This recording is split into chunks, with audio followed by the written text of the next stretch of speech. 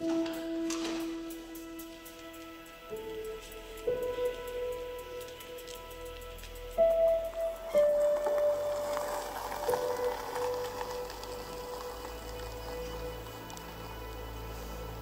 oui, il y a des jours où on pense que tout va mal, on se dit que le monde tourne à l'envers, que la vie est difficile, que la vie est injuste.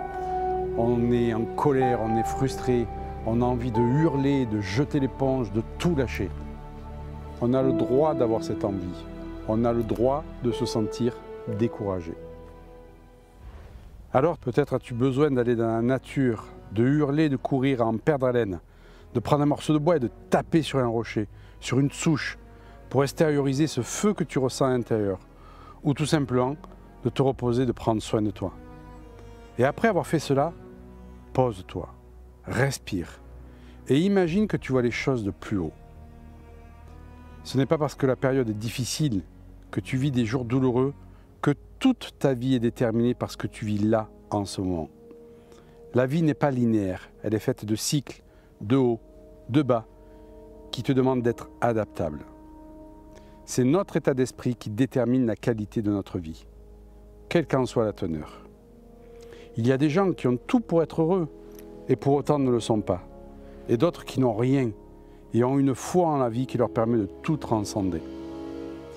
Alors tu peux continuer à regarder tout ce qui ne te plaît pas dans ta vie, dans le monde, ou décider là, aujourd'hui, de comment tu veux être pour impacter ce monde positivement.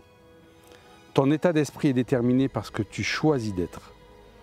L'identité est la force de psychologie la plus forte de l'humain. L'identité est le moment où tu dis « je suis ». Qui choisis-tu d'être actuellement? Quelle est l'identité que tu veux mettre aux commandes de ta vie? Madame ou Monsieur Colère? Madame ou Monsieur Déprimé? Ou Monsieur Fuite? Ou alors Monsieur Confiance?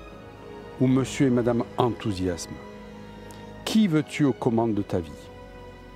Actuellement, c'est qui est aux commandes? Monsieur ou Madame Dépression?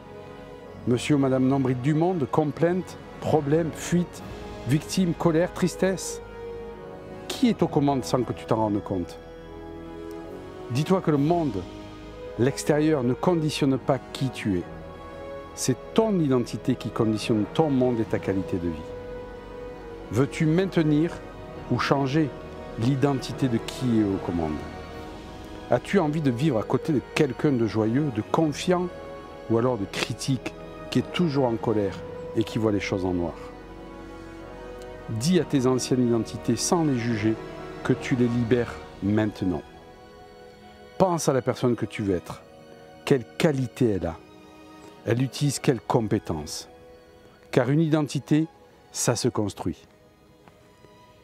Qui décides-tu d'être?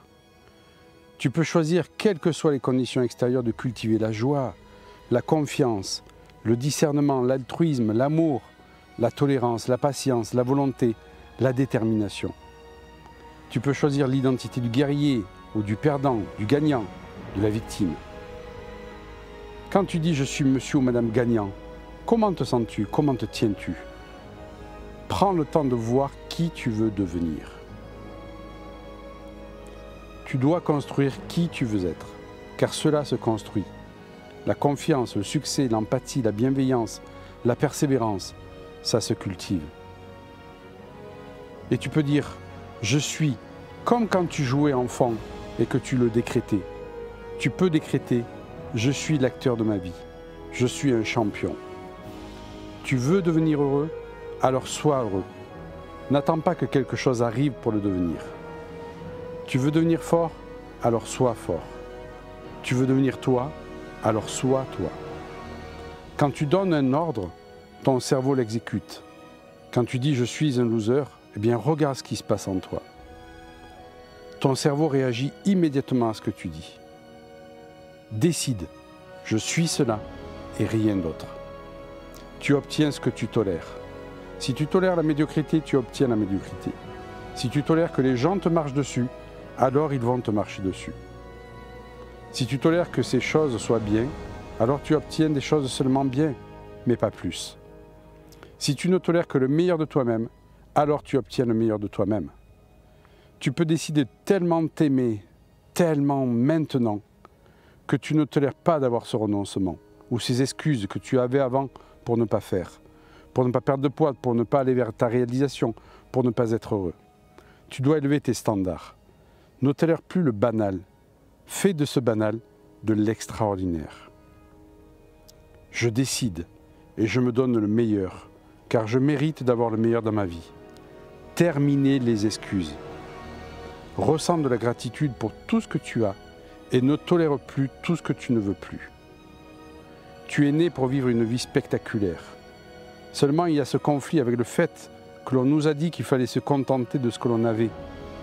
Et on a mal compris ce message. Tu dois être en gratitude pour tout ce que tu as. Mais tu as le droit de rêver grand, en appréciant déjà ce que tu as, mais en voulant matérialiser la grandeur que tu es en réalité. Tu vas bien plus inspirer les autres, ta famille, tes proches, le monde, en choisissant ton identité la plus élevée, plutôt qu'en continuant à être toujours en colère. Alors, es-tu prêt à élever tes standards? Prends cette décision avec ton ventre, tes tripes. Alors, si c'est ce que tu veux vraiment et que tu le décides, forme-toi, apprends à gérer tes émotions, libérer le passé, agis, médite, sens-toi, bouge, cesse de regarder ton impuissance. Et affirme tous les jours, désormais je ne tolère plus que le meilleur de moi-même. Désormais, je suis le monde que je veux voir.